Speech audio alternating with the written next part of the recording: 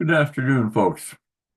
My name is Richard LeSueur, and as many of you probably know, for the past month, I've been taking part in a fundraising campaign for an organization called WINGS, Women in Need Growing Stronger, that is run by Wings of Providence. It's a second stage shelter for women and children who are escaping domestic violence and abuse. Unfortunately, that's way too prevalent these days, and this is something that's really needed. So, for the past month, I've been part of the WINGMAN campaign, and I have been acting as a wingman for Wings and doing some fundraising. The campaign winds up on this coming Friday, November the 1st. So I thought, well, I haven't done this as to this point yet, so I thought I would do a little video just as part of the wrap up of the campaign. I set a goal at the beginning, a fundraising goal of $975. And the reason that I set a $975 goal was because I made the choice in September, which was the ninth month, and I turned 75. So I thought those numbers went together quite well, and that was a realistic goal. Well, I have passed my goal, and I don't do like some people do. Well, they'll just increase the goal so that it looks like they haven't got it yet, and they need all kinds of help. I don't need the help. Wings needs the help. So my goal is passed, but I encourage people to take a shot of this QR code that I'm going to be putting up on the screen in a moment. And when the QR code is up, then you can use that to donate to Wings. And I'll leave it there for a bit and then continue talking so it gives you an opportunity to have a look at it. And Wings, as I said, is the second stage shelter for women and children escaping domestic violence and domestic abuse. Now, my wife suffered some of that to a degree when she was a young mother in Malaysia, and she has agreed to let us use that as part of our story that when we're talking about the Wingman campaign.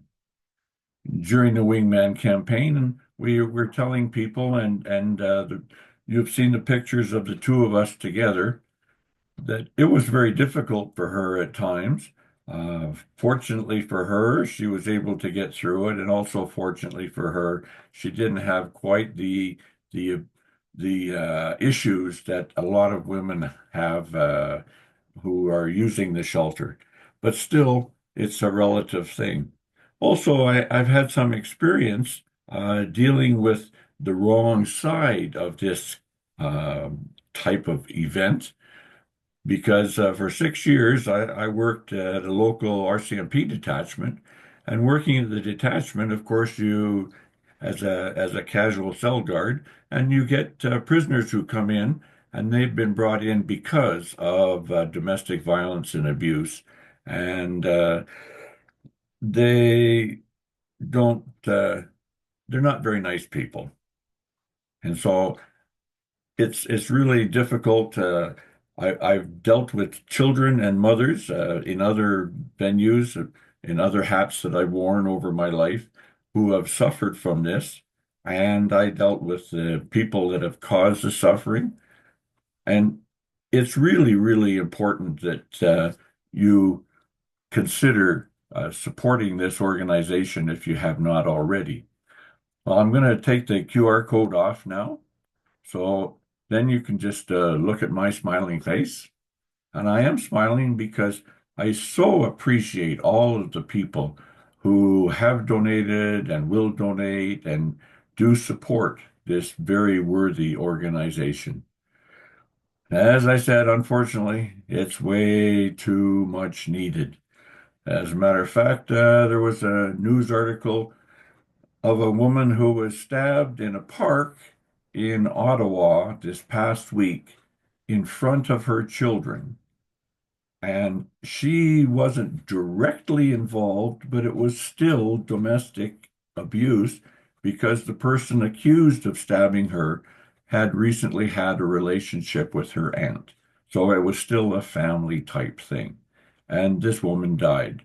So she was killed in front of two of her four children. So I can't even imagine. I can't even imagine. So I'm going to wrap this up. I don't want to blabber on too long. I'm known for talking too much. So I do thank you. If you want to donate, please do. If you want to support in other ways, please do that as well. Please look out for yourselves. Take care of yourself. Look out for others.